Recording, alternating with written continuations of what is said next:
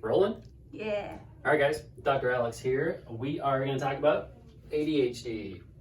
Very, very common. Anywhere from 8 to 12% of our population is dealing with it, at least our children anyway.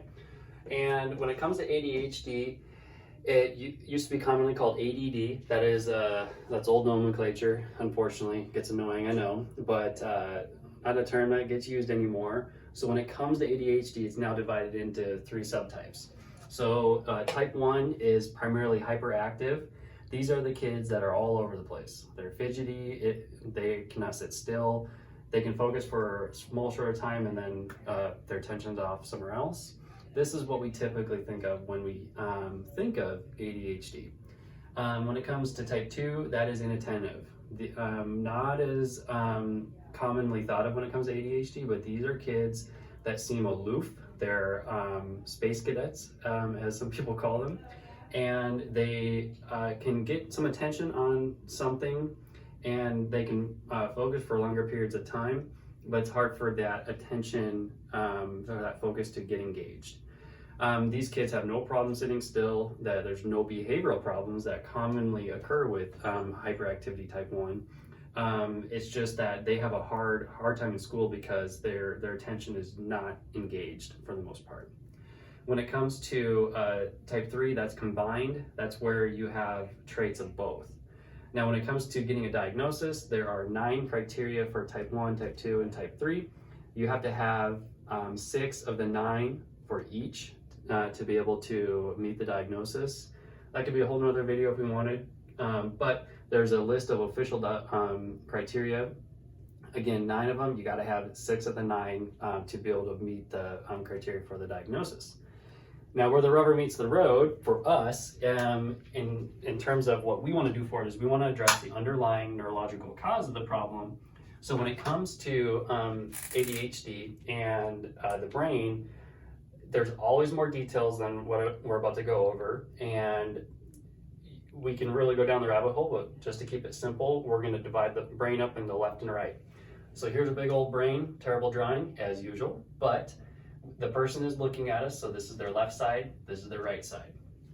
Now, if we are dealing with a type 1 hyperactivity issue, this is typically a right brain weakness. The right brain is our brake pedal, physiologically speaking, so it is going to put the brakes on the hyperactivity.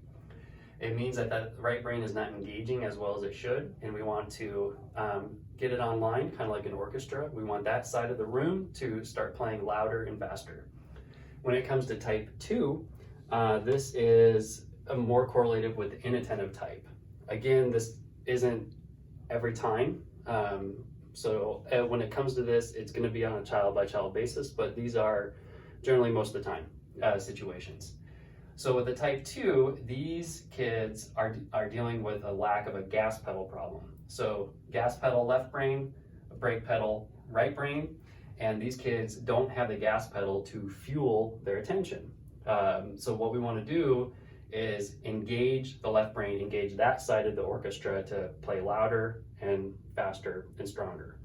Then if we have a combined diagnosis, then we're working on brain networks on both sides most of the time. Because we want to get down to the root cause of the problem, there are subnetworks and other dork details within all of this that we get very specific with. But again, we can usually divide it up left and right, or work on cortical networks on both sides of the brain. Also, drugs, where drugs come into play is, generally speaking, again, it's a case-by-case basis. When it comes to non-stimulant based drugs, a child that has type 1 may respond better to non-stimulant drugs. They already have the gas pedal, they don't need any more gas pedal. Give them some drugs that can give them a focus for longer periods of time. When it comes to medication in children, I'm usually not an advocate, but we understand when they have to be used. Totally get it. A lot of times when parents come to us, the goal is to get the child off the medication, and that's a fantastic goal. And we can work with the prescriber to get that goal met. or get the dosage down at the very least. Now, when it comes to the other side of the brain, if you need a gas pedal, this is where stimulants are used. Stimulants, there's just a laundry list of different medications that they give children. Stimulants get divided out into short, intermediate, and long-term based stimulants. And when you're having a hard time figuring out what drug is going to work, because you might have to try one, and if it doesn't work, it might be based on the fact that they need a short-term or intermediate or long-term to get through the day based on their neurophysiology. Again, we're not the biggest on having a child on drugs on medication for this, but again, if that has to be done because the attention problems are so debilitating in school, at home, and causing behavioral problems, totally understand. But it can be a great band-aid to get the child the help that they need so that you can get some functional neurological care, occupational physical therapy, whatever it might be, to behavioral therapy to get the results that you need so that the child can start getting through school, getting through their recreational activities, and having more fun at home with family and friends.